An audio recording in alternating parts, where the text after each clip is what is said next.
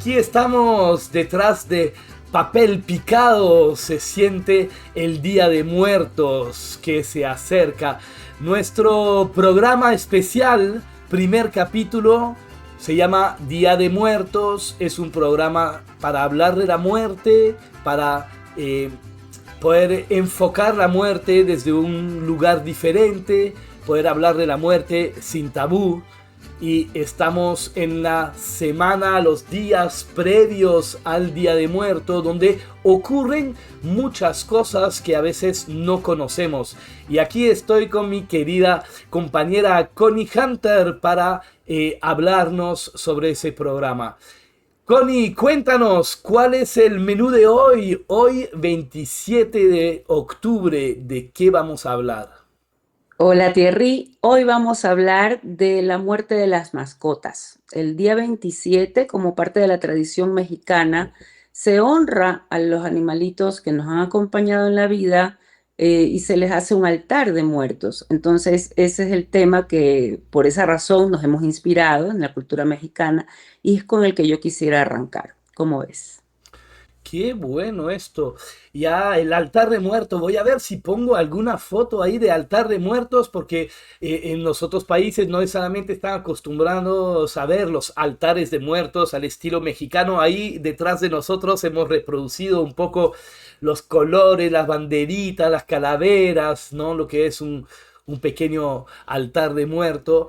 Pero vamos a llevar esta tradición mexicana para todos. Y qué interesante ver que el altar ya está preparado varios días antes del Día de Muertos y que hay un día especial para nuestras mascotas fallecidas. Qué interesante esto. Cuéntanos más. ¿Qué se hace ese día? ¿Cómo se prepara o cómo honra uno a sus mascotas que se han ido? Dicen que vienen a visitarnos, ¿no? Los seres que han partido. Eso es parte de la tradición mexicana. Ahí te dejo que nos los cuentes. Así que hoy vamos a hablar de la partida de las mascotas. Qué bonito. Así, así es, Thierry. Fíjate que el altar de muertos se hace 1 o 2 días antes del 27, cuando las personas empiezan a buscar las fotos, a enmarcarlas, a ponerlas bonitas de estos animales queridos. Y tú adornas tu altar con estos elementos que representan el agua, la tierra, el fuego y el aire. Son elementos, todo tiene un significado en el altar. Entonces, el agua con agua que se pone, el vasos de agua con la tierra, con las frutas, con la comida, el fuego con las velas, o aquí se le dicen las veladoras, y el aire tiene que ver con estos, con el copal, con el incienso, con estos elementos así que nos evocan, ¿no? Pero se utiliza también la sal, que la sal es como la que ayuda a los muertos a transitar, a ir y venir, ¿no? Entonces sí, se dice que ellos este día nos visitan, tienen el permiso de visitarnos, y esta flor de cempasúchil naranja linda, que ahora sé que también hay otros países donde se le llama clavel naranja o otra o algo así. En Argentina, por ejemplo, la tienen. En Ecuador no, no sé, en Perú, pero bueno, este elemento naranja o esta flor de cempasúchil, que es una flor de estación, es la que con la que se decora todo esto y le da mucha vida. El papel picado que tú ves en el fondo, pues es parte de los elementos que decoran. Hay muchas más cosas, porque hay los expertos en los niños desde chicos aprenden a hacer sus altares y me parecen muy bonitos. Y son 7 pisos y son una serie de elementos como más complejos. Pero también hay el que dice, a ver, yo tengo mi mesita y en mi mesita, como dijiste tú hace un momento, pongo la foto, pongo la veladora, le pongo unas flores que no necesariamente pues, van a ser naranja porque en mi ciudad, en mi país no hay, pero le pongo color porque sabes que el color es como nos ayuda, nos invita, yo que también vengo del diseño, el color nos invita a ver la muerte desde otra perspectiva. El color le da vida. Si nosotros hiciéramos todo en blanco y negro como un duelo, cuando vivimos el ritual de un velorio, que todo el mundo viste de negro, de blanco, en el Día de Muertos no están esos colores blanco y negro, es full color. naranja, amarillo, fucsia. Bueno, mira, primero que nada, en tanatología uno no trabaja, no califica las relaciones. O sea, da lo mismo si fue una persona, si fue un animal, o que si fue una mudanza o un divorcio, un evento, ¿no? Es más que nada el vínculo lo que trabajas, como ese vínculo tan fuerte que tenías con ese ser querido. Y tú sabes que hoy en día la presencia de estos animales en nuestra casa se ha hecho mucho más recurrente. Nosotros además le damos un lugar importante a los animales, mucho más que antes. Entonces, a mí han venido personas llorando, muy tristes, pero más que nada muy descalificadas, porque no las ven, o sea, su familia de pronto no aprecia ese vínculo que esa persona tenía con el animal. Y ahí el duelo se hace peor, se sufre mucho más, porque no estás siendo comprendida, comprendido. Y es necesario, primero que nada, validar eso, ese vínculo con mi perro, con mi gato, con mi pájaro, con mi tortuga, con el animal que me acompañó tantos años, que fue tan sincero, tan natural, merece merece ser sanado, ser trabajado y ser honrado, ¿no? Entonces, primero que nada, es súper importante darle este significado, resignificar esta pérdida, porque no es una pérdida que vale menos, es un vínculo tan importante como cualquier otro. Bueno, qué bueno lo que dices, es muy importante, ¿no? Realmente comprender que lo que sanamos, lo que tenemos que trabajar es el vínculo, ¿no? Esa conexión, este lazo que es el que se corta de forma abrupta cuando hay una muerte, una pérdida.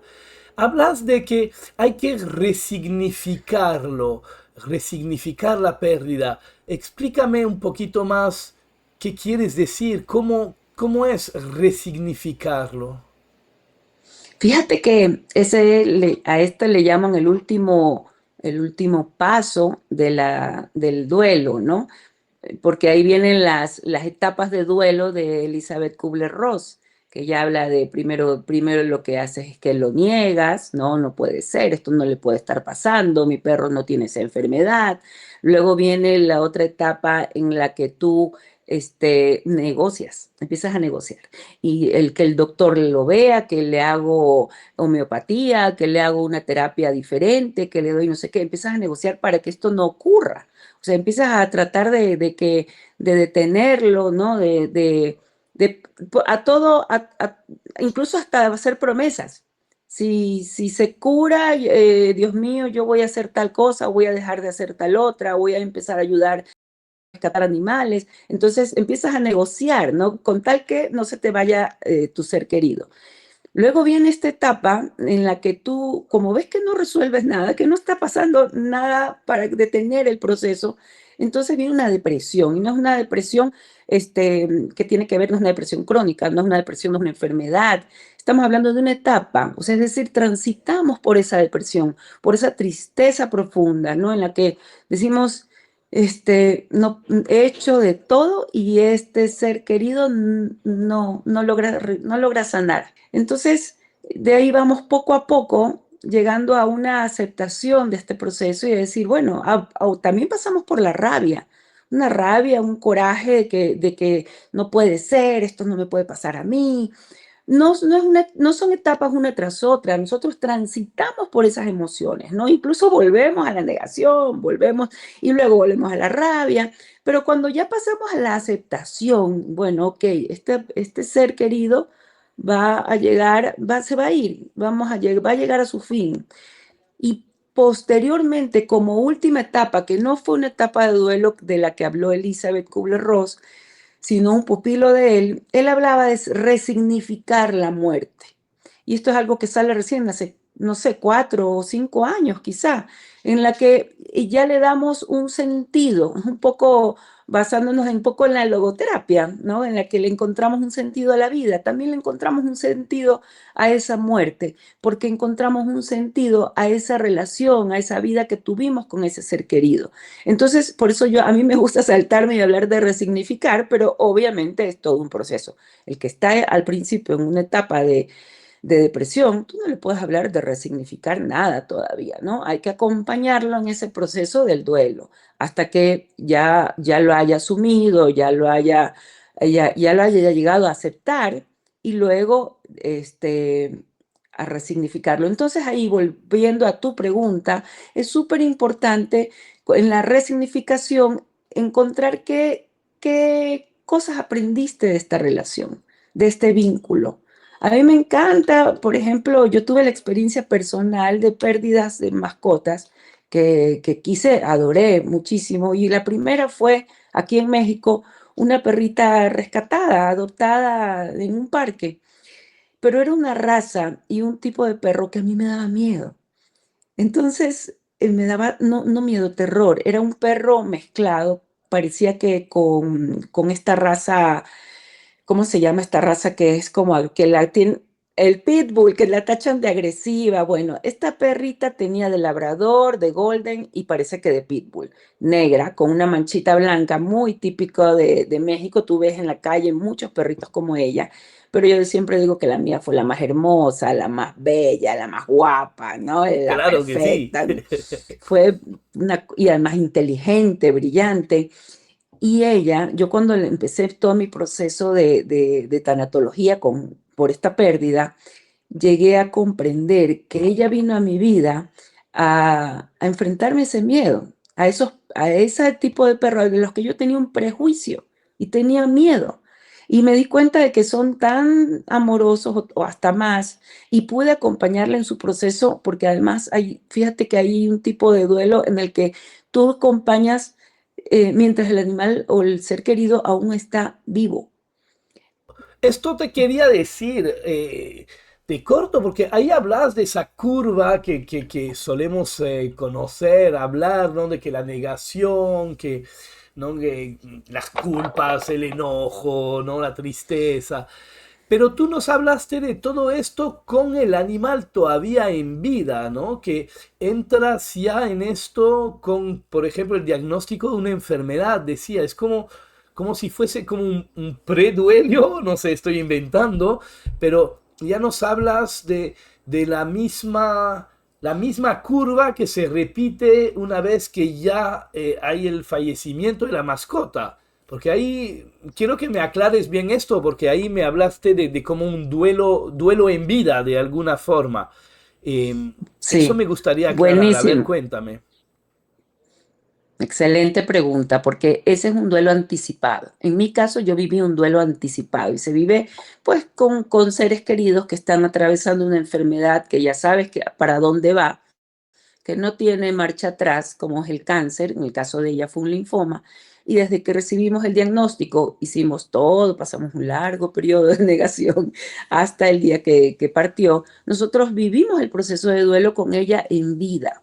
Y ese es el duelo anticipado. Entonces, cuando el ser querido ya parte, nosotros ya hemos hecho ese trabajo y a la larga se puede decir que a veces es hasta más fácil. Cuando ya parten, ya lo experimentamos. Sin embargo, también hay estos momentos, por ejemplo, un accidente.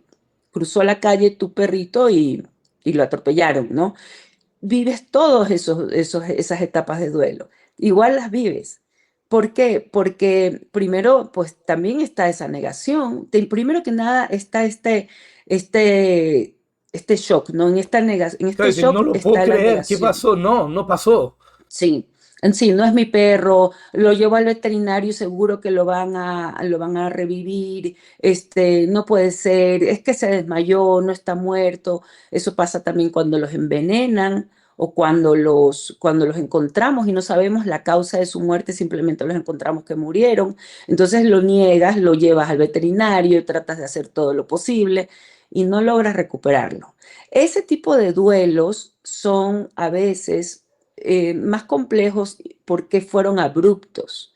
Entonces esa muerte abrupta nos genera un duelo de pronto más fuerte, más difícil de llevar, porque a la larga estos otros duelos en los que tú estás con el ser querido en vida, tienes tu proceso, tú lo acompañas.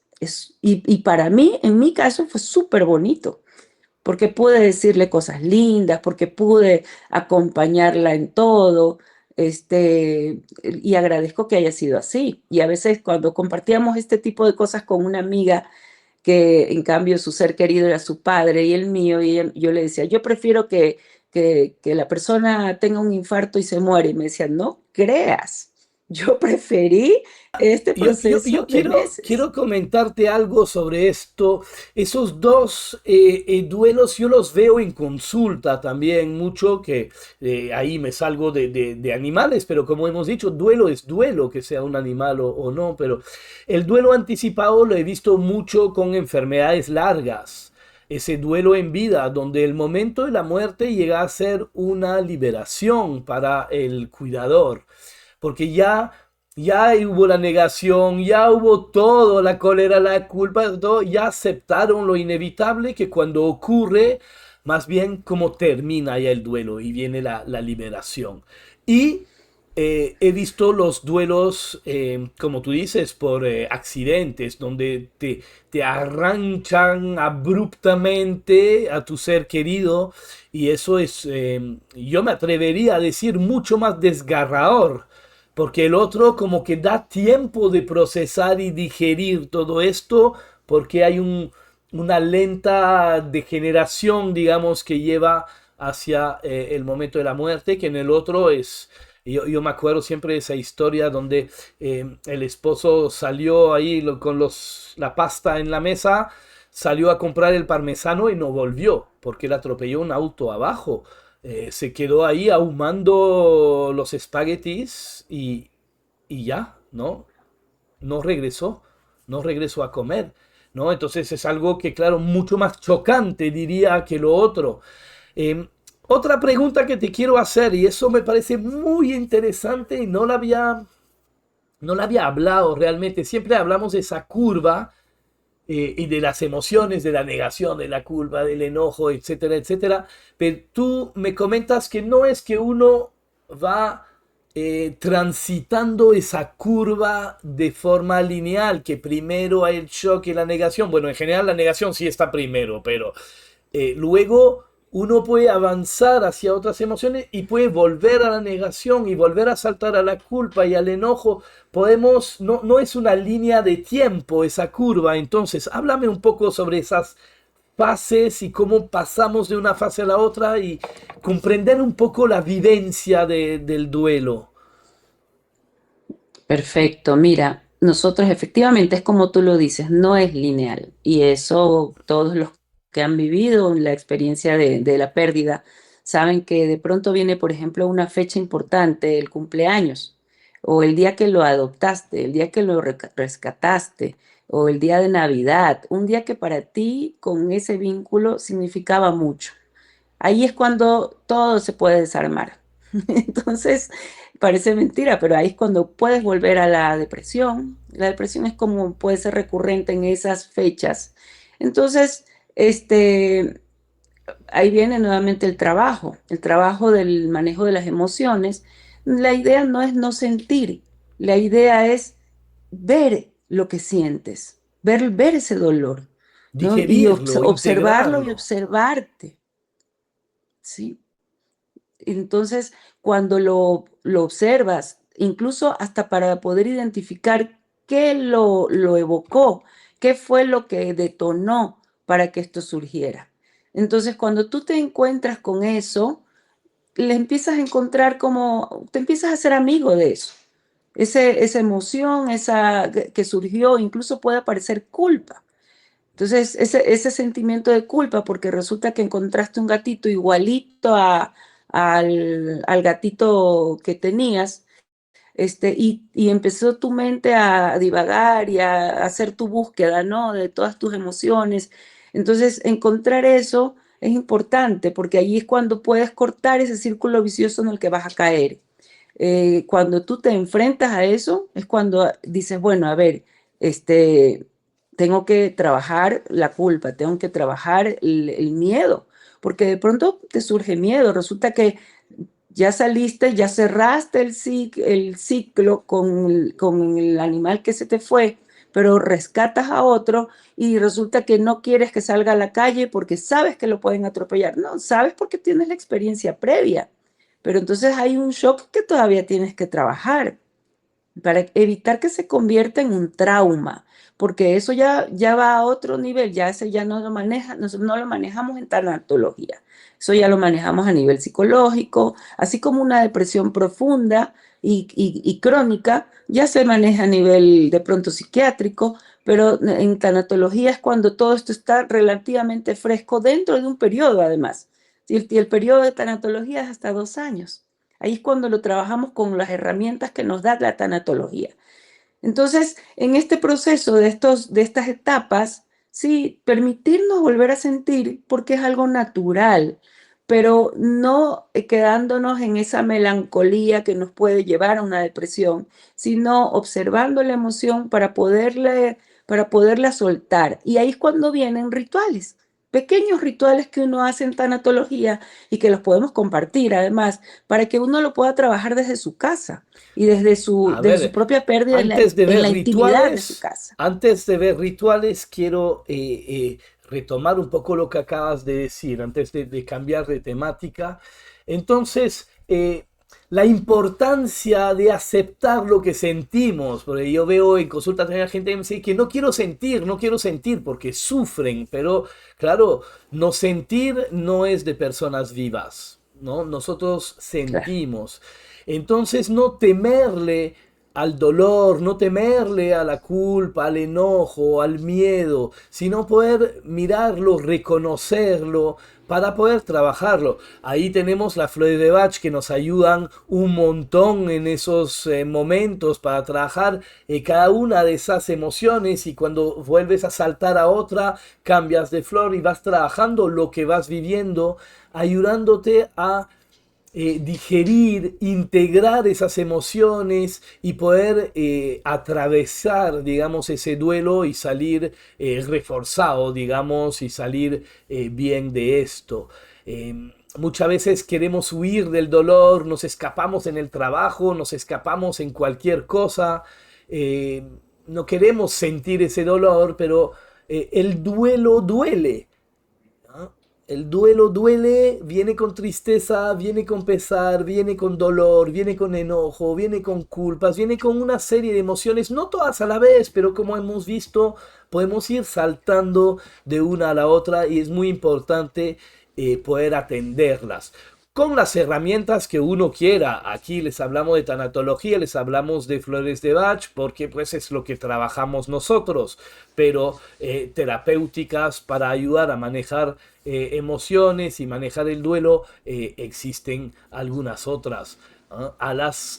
Lo importante es no huir, poder enfrentar y poder lidiar con lo que sentimos. ¿No es así, Connie? Sí, exactamente. Fíjate, tú dijiste algo, no sentir no es de De vivos, vivos. ¿no? Pero también no es de sanos. Fíjate, una persona sana siente. Si alguien no siente, preocúpate, estamos hablando de una psicopatía, estamos hablando de otro tema psiquiátrico. Claro que sí. Entonces, sentir es sano, no está mal. No es ¿Qué es lo malo, no que lo es nos... para nada. No, Oye, no. entonces si vas a hablar de rituales, que esto es para ayudarnos justamente a procesar y dirigir todo ese sentir, ¿no? Cuéntanos un poco sobre esos rituales. Sí, los rituales se enriquecen mucho de otras técnicas. Tú has escuchado hablar mucho quizá de la escritura terapéutica. Escribir es algo muy sanador y tú puedes escribir y quemar. Si no quieres que nadie lo lea, hazlo en hojas sueltas. Escribir, tú puedes escribirle una carta de despedida, tú puedes escribirle cada día a tu ser querido, a tu animalito, porque uno sabe hoy por hoy que los animales escuchan, sienten, perciben, y ellos, si tú, ya ellos no estando aquí contigo, tú haces ese trabajo de empezar a escribir cada día, cada semana, cada día que te nazca y que lo puedes hacer así mismo cada día, cada semana o cada mes, ir quemando lo que le has escrito como una forma también de transmutar, de dejar ir, de soltar, porque guardar también tiene su significado que puede ser negativo, o sea, me guardo las cartas y no las quiero quemar porque no quiero, significa que todavía no estoy soltando. Si no estás lista para quemarlas hoy, no las quemes hoy, ve acumulándolas hasta el día que ya te sientas lista, listo. Entonces, ese es un ritual muy bonito, muy sencillo. A veces empezamos a hacer esto desde el primer día de una sesión de tanatología, pero no, incluso no tienes que compartirlo con nadie más. Porque ¿qué es lo que queremos evitar? El juicio de otro que valide o que invalide tu sentimiento, tu vínculo, eso es lo que queremos evitar. Entonces, vamos a escribir todo lo que nos dé la gana, podemos poner stickers, podemos ser creativas, podemos dibujar, podemos acompañar con esta escritura terapéutica, podemos nosotros explayarnos todo lo que querramos, podemos cerrar hoy el librito, las hojitas en nuestra carpeta, al día siguiente, y parte del ritual es sentarnos con un cuenco, con algo que nos permita quemarlo, purificarlo, dejarlo ir, ¿no? Soltarlo, agradecerlo. Cuando nosotros hacemos estos rituales, terminar con un pensamiento, con palabras de gratitud, pudiendo eh, encontrar todas esas cosas lindas que nos dejó el vínculo, el animal, el perro, el gato, lo que fuera. Hace un momento te decía, ¿no? Mi perra me enseñó a observar mis miedos y a sanar mis miedos, además mis prejuicios hacia cierta raza o cierto tipo de animal, podérselo decir, podérselo agradecer.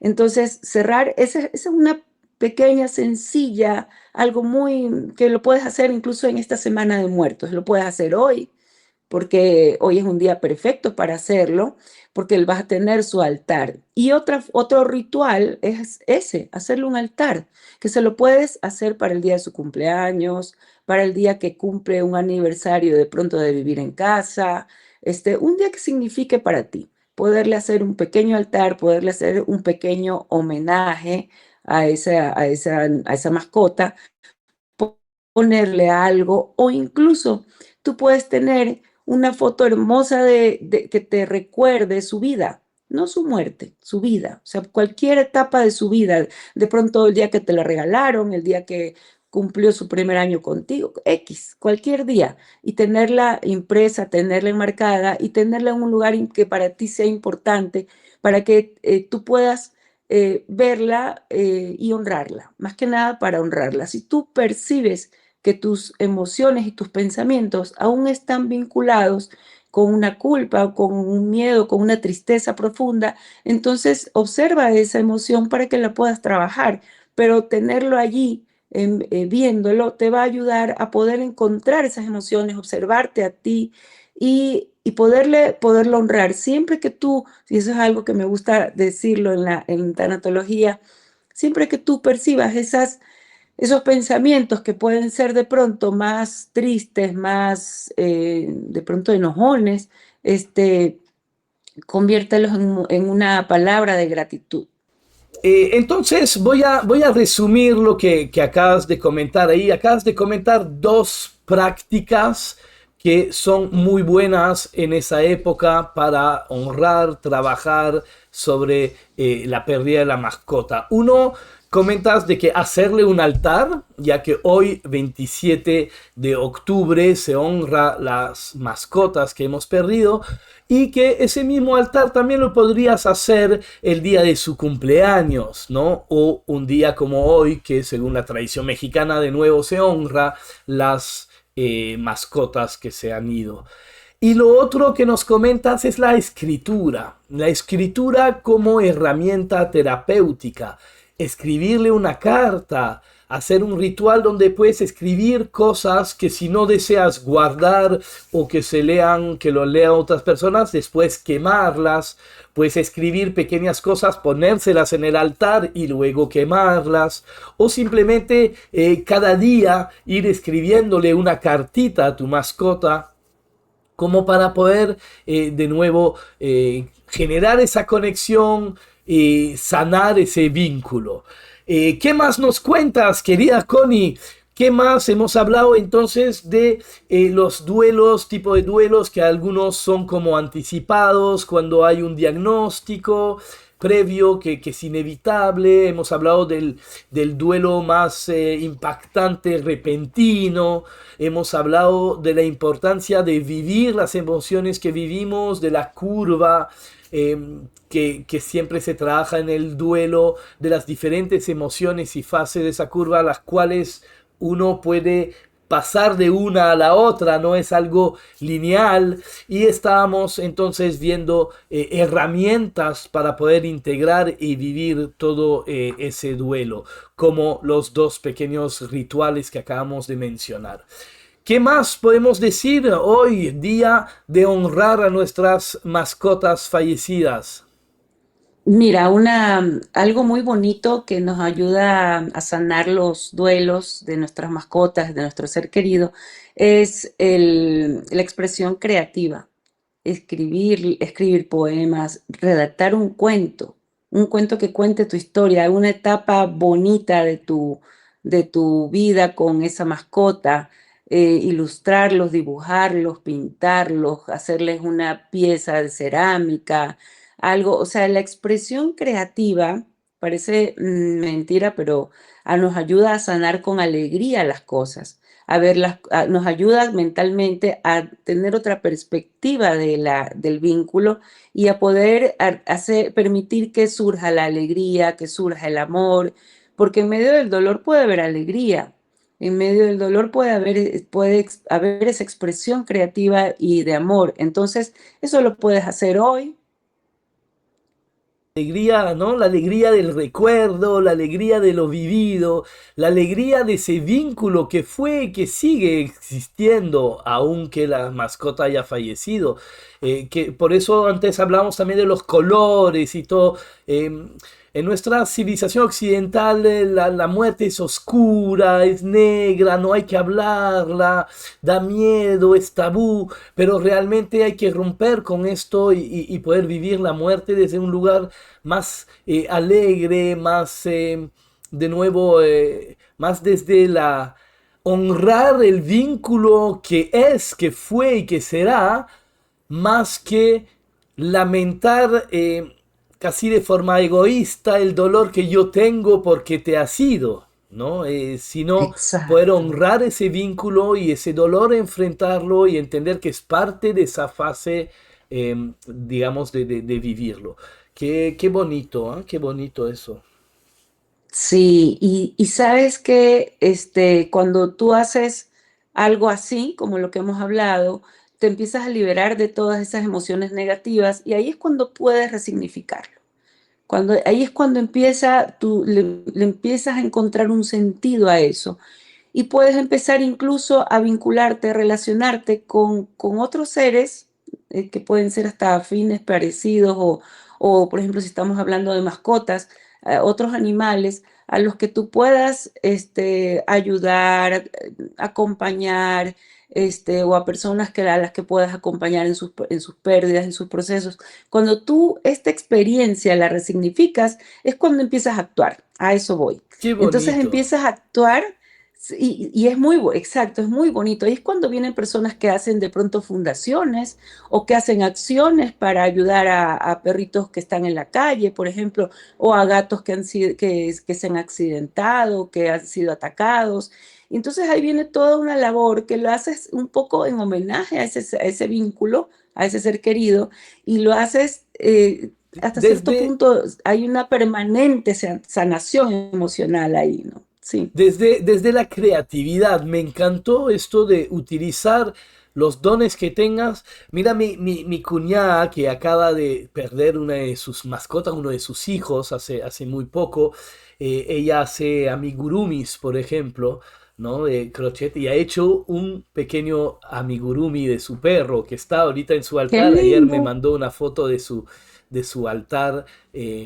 Para el día justamente de las mascotas. Entonces, claro, poder dejar salir esa expresión creativa que todos tenemos. El que le gusta escribir puede escribir, puede hacer una canción, puede hacer cerámica, puede hacer un tejido, puede hacer según lo que tú tengas como talento, poder utilizarlo como forma de exteriorizar, de expresar y por ende resignificar esa pérdida, digerir e integrar las emociones y por ende liberarte y poder atravesar el duelo. ¿Cuánto tiempo debería durar un duelo sano, Connie? Un duelo sano dura hasta 2 años. Ese es el tiempo Hasta en el dos que años. puede estar en manos de apoyo tanatológico. Cuando pasan los 2 años, ahí le pedimos ayuda más bien a un psicólogo, psicóloga que pueda tratar el tema, porque ya se habla de un duelo patológico. Ok, Hasta 2 años es lo normal. y O lo sea, si tú al mínimo, año. en general 6 meses, los más veloces en unos 6 meses llegan a atravesar todas esas fases, ¿no? Sí, incluso cuando se habla del duelo, como habíamos hablado al principio, de este duelo Anticipado. anticipado, cuando hay esa pérdida, es mucho más, puede ser mucho más rápido. Es que Lo muchas veces puedes termina aceptar mucho más rápido. prácticamente con el fallecimiento, como decía antes, yo lo que he visto en consulta es la liberación realmente, ¿no? En ese Sí, momento. sí, Ok, entonces podríamos sí, decir, salvo esos casos que pueden ser como muy veloz, porque el duelo igual se ha hecho, los meses se han hecho antes, pero igual estuvieron presentes, digamos, no es que desaparece. Por lo cual un duelo sano podemos decir que es algo que debería durar entre 6 meses y 2 años. Y a sí, partir... puede durar hasta menos de 6 meses cuando hacemos acompañamiento con terapia floral. Las Ok, flores de Bach, yo sí siento que aceleran el proceso, claro que porque sí. nos ayudan a sanar mucho mejor, mucho más rápido de las emociones. Y eso, eso yo lo he visto. Y si pasa Entonces, los 2 años, entonces ya hay que pensar realmente en buscar algún apoyo profesional más allá, ¿no? La tanatología y a partir sí, de 2 años no te ayuda porque ya como que se cristalizó, se enraizó ese se duelo y se enraizó. vuelve algo patológico que no se maneja Ujú. con esas herramientas. ¿Entiendo bien? Exactamente, Y los que después de exactamente. 10 años viene a consulta y cuando te hablan de ese ser querido fallecido, siguen llorando, entonces ya están en esa fase donde se pasaron de Sí, los años y que ya necesitan trabajar. Que yo trabajo muchos duelos así antiguos también con las flores, ¿no? Para sí. ayudar a...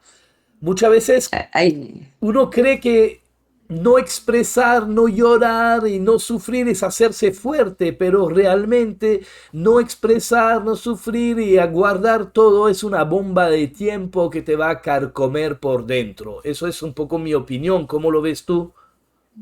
sí, definitivamente. No hay que olvidar que cada persona va a vivir el duelo del mismo ser de una manera distinta porque el vínculo es diferente. Entonces, puede que sea la mascota que yo traje a casa, entonces yo tengo un vínculo, pero mi hijo se hizo íntimo del perro, por ejemplo, entonces él tiene su vínculo también y él tiene que sanarlo y lo va a vivir totalmente diferente que yo. Entonces, quizá él lo calle, yo lo llore y lo hable. Entonces, cada uno lo va a trabajar de acuerdo a cómo está sintiéndose, cómo está enfrentando la situación. Callarlo, no, no, realmente todo, yo siento que todo lo que tú escondes y guardas se va pudriendo como pasa en la física, tal Yo, cual, yo digo siempre eso en mis va oliendo clases. mal. Todo lo estancado se pudre, se vuelve veneno. Te tengo una pregunta Ujú. más, Connie. Hay una que saco de la manga. ¿Y cómo es? Acabas de decir que obviamente una misma mascota de varias personas de la familia, cada uno tiene su vínculo con esa mascota, por lo cual cada uno tendrá su forma de vivir ese duelo y de haber vivido y de seguir viviendo ese vínculo. Y ahora, ¿y la otra mascota? ¿Ah? El hermanito, porque ahí tenías dos mascotas, o tenías un gato, un perro. La otra mascota también vive esa pérdida del compañero peludo con quien vivía. ¿Cómo, cómo se ve esto? ¿Cómo? Porque hay un duelo ahí de Sí. la otra mascota. Hay un duelo, ellos lo expresan, ellos también pasan, ellos pasan directo a una depresión a veces, no quieren comer, están tristes, lloran.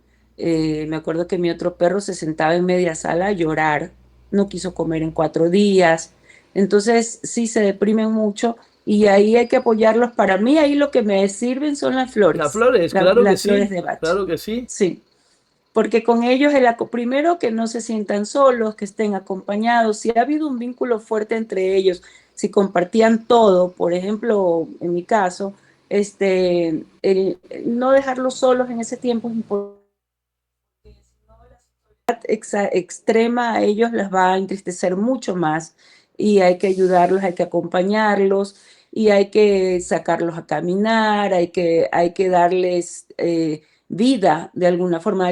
No, no van a jugar con facilidad, están deprimidos, están Ahí tristes. lo que más Entonces, necesitan es simplemente acompañamiento, ¿no? Entiendo. sí, No un obligarlos a comer, no acompañamiento. obligarlos a ser feliz y a jugar, sino pues acompañar y poder estar con ellos. ¿Cuánto tiempo dura para ellos esto? ¿También será diferente en cada uno? ¿O cómo? Sí, ¿Cuánto es tiempo diferente sé en que cada mi uno. perrito, porque normalmente dejan de comer unos días, pero de ahí empieza a comer, pero ya claro, también hay hambre, ¿no? Pero realmente, ¿cuánto tiempo puede durar un duelo en perritos, por ejemplo? Mira, eso va a variar, porque además varía de acuerdo a la sensibilidad del animal. Y mientras más años han compartido y comparten también con nosotros, ellos expresan mucho más. Entonces, expresan y comprenden mucho más. Entonces, el duelo puede durar un mes, puede durar 15 días. Yo tuve la ventaja de que con las flores el duelo duró 5 días. Al quinto día todavía la buscaba, pero ya no era el sufrimiento el de sentarse en media sala a llorar y no comer. Al cuarto día ya comió, por ejemplo, eso ya fue un rapidísimo para mí, pero fue gracias a las flores. Y es que yo siempre acompaño la tanatología con flores porque los procesos son más amables. Yo siempre digo eso, el proceso es más amable, es más agradable, no sé, es más reconfortante y en los animales pasa exactamente lo mismo. Pero ellos lo superan más rápido que uno, eso sí. Mira tú, qué interesante esto, ¿no? El otro día veía un video de una veterinaria, creo, que le mostraba a los demás animales al animal fallecido. Les presentaba el muerto para que lo puedan oler, para que lo puedan ver, que puedan comprender. No era una desaparición, ¿no? Que es lo que suele pasar. Ya no está, ya desapareció de la nada. Entonces Eso. ahí hablaba de que era importante que lo puedan ver porque ellos comprenden, entonces lo ven y pueden entender, no es que desapareció mágicamente y nunca más lo ves, sino murió. Es que eso, nosotros Eh, tenemos el velorio, también tenemos un momento de despedida de poder, no es que la persona desaparece. ¿Qué piensas de esto es que con mostrar la mascota, las otras mascotas, la mascota fallecida? fíjate que yo estoy de acuerdo. Cuando Mika murió, ella murió rodeada de todos. Todos, estoy hablando de la gata, el perro, los hijos, mi esposo y yo. Ella tuvo su agonía aquí en nuestro cuarto, en su cama, rodeada de todos. Y pienso que eso fue importante para todos, poderla llorar, podernos despedir, poderle agradecer. Y el perro estaba allí acompañando en todo momento. Uno no vive eso comúnmente, porque ¿qué es lo que te dicen? Tráela a la veterinaria para que le pongan la inyección. Y entonces, para los demás seres de esta casa desapareció así nomás, como con muerte abrupta. Entonces, ahí viene un poco más ese shock, ese sufrimiento, porque está la búsqueda permanente de dónde está, dónde está, dónde está, no la veo, no la veo. Entonces, siento yo que fue importante incluso vivir los últimos días de la enfermedad acompañada de todos. Yo lo veo así, ¿por qué? Porque fue un ser muy querido para nosotros, que le dimos todo el amor y toda la importancia, y terminó siendo algo, lo puedo decir, hasta bonito. Una vez que murió, ahora sí la llevamos a incinerar y la llevamos a enterrar a un lugar donde ella siempre jugaba, que para nosotros significa algo. Y curiosamente el perro va y se acuesta, lo primero que hizo fue correr y se acostar encima donde estaban las cenizas enterradas. Por algo será, ¿no? Pero ya él tenía otra actitud, una actitud como, ya lo habíamos pasado, fue un mes después, entonces como que ya todos lo habíamos asimilado y lo habíamos Qué bonito. aceptado, ¿no? Pues qué bien, Connie. Ya vamos casi 50 minutos. No sé si hay algunos temas que querías hablar más. Si hablamos de los duelos, hablamos de algunos rituales de qué hacer, hablamos de la importancia de aceptar las emociones. Podemos hablar de algunas flores antes de cerrar, quizás, ya que somos terapeutas florales. Yo ahí en ese sentido... adentro del duelo siempre va a estar Star of Bethlehem, la flor que nos ayuda a aliviar penas y dolores, tanto en un tipo de duelo como en otros, ¿no? En las muertes repentinas o más chocante, igual Star of Bethlehem es la flor que neutraliza el efecto del impacto, del shock, por lo cual siempre va a estar Ajá, presente. Luego hablamos del enojo, habrá que ver cómo la persona vive ese enojo, pero podríamos pensar en flores como willow, como holly, dependiendo qué tan ujú, expresado o guardado será ese enojo, si es más desde un enojo caliente, expresado, iracundo, será para trabajar con holly, mientras si es más como un resentimiento, una decepción frente a la vida, un resentimiento hacia Dios, hacia el mundo por haberte quitado a tu ser querido, a tu mascota, puede trabajarse desde el willow. Hablando de ujú. culpas, muchas veces va a tener que ver con la flor pine, que Fine. es la flor que nos Ujú, va a ayudar a trabajar esto. Yo creo que hay una flor bien importante también que es walnut. Walnut como flor de ujú, protección, como flor de adaptación a los cambios y como flor de corte en el sentido ujú. del dejar ir, ¿no? Del poder soltar y dejar ir. Eh, y luego, pues flores como la tristeza, para la tristeza, en general, la tristeza es ese pesar y tristeza que se trabaja con Star of Bethlehem. Sé que muchas veces hay terapeutas florales que buscan que quieren poner mustard, por ejemplo, pero mustard hay que acordarse que es una melancolía sin razón realmente. Ahí está clarísima la razón y la razón es una ruptura, un arranque y esto se trabaja desde el Star of Bethlehem que traerá ese abrazo sanador, ese consuelo, ¿no? Para ayudarnos a integrar esas emociones. ¿No? Luego, como siempre, hay que trabajar las emociones que surge. ¿Qué otras emociones ves tú o flores ves tú adentro del duelo? Que también las flores van para los animales, ¿eh? También darles a las mascotas que el resto a toda la familia las flores. ¿Tú ves algo más? Podrías, sí, podrías dar de pronto honeysuckle si es que ves que hay, si es que están clavados en esta nostalgia, en esta melancolía, ¿no? Claro, que vive Eh, repasando el pasado y todo lo bonito y que uno se queda como Se atrapado en ese quedó, pasado de recuerdos sí, bonitos, ¿no? sí, esa puede ser otra flor. Pine creo que la mencionaste cuando empieza a surgir la culpa de todo lo que hubiera hecho, eh, podría haber hecho más, todo eso. Claro. Y, y y bueno, y ahí también uno tiene que ir viendo, porque como cada día uno va sintiendo distintas cosas, porque puede dar, bueno, ya lo dijiste, lo de la rabia, el enojo, este, Puedes ver si es que tienes que trabajar con miedos, con estos miedos de que a tu otra mascota también te la atropellen, también le dé lo mismo, o que se vaya a ver contagiado, o empiezas a elucubrar, ¿no? A hacer estas ideas. Y de pronto, por ejemplo, cuando estás piensa y repiensa, quizá te toque darles o recibir tu white chestnut, ¿no? Claro, Cuando estás y Red clavado Chestnut, en el si ese miedo se pensamiento. proyecta a lo anterior que comentabas con Red Chestnut, se puede trabajar mucho ese miedo que le pase a mis otras mascotas, por ejemplo, claro que sí. Exacto. Ajá, que Sí, el eso ya red son chestnut flores para para lo ti. anterior y el white chestnut para esto que no te lo sacas de tu cabeza, que estás todos los días piense y piense en esto que ha ocurrido, ¿no? Y no La paras de actuar. rumiación mental que se puede ahí acallar con White Chestnut. Ajá. Sí. Bueno, y así podemos seguirla con las flores. De pronto, Agrimoni, cuando no estás expresando, cuando no estás llorando, cuando estás todo, ay, no, todo En la estuvo bien, negación, no pues pasó la fase de nada. negación, yo Estás creo en que la se puede trabajar negación. con Agrimony. Yo creo que igual esa serie de videos dará pie para trabajar juntos. Me encantaría un taller sobre duelo, duelo en general, y ahí se podrá hablar claramente de flores y todo. Pues yo creo que por hoy podemos dejarlo ahí. A hacer altares, a escribir, a hacer arte, a enfrentar lo que sentimos, a despedirnos de nuestras mascotas.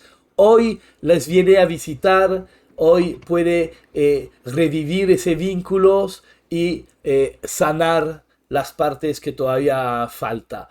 Pues por mi lado, muchas gracias y nos vemos mañana. ¿Mañana de qué vamos a hablar? Mañana vamos a hablar sobre el duelo cuando las muertes han sido trágicas y violentas. Esto que mencionábamos un poquito hoy día. Muchas gracias por haberse conectado, gracias por haber escuchado hasta el final. Acuérdate algo súper importante, agradecer. Agradecer el vínculo con esa mascota, porque desde el amor es como sanamos.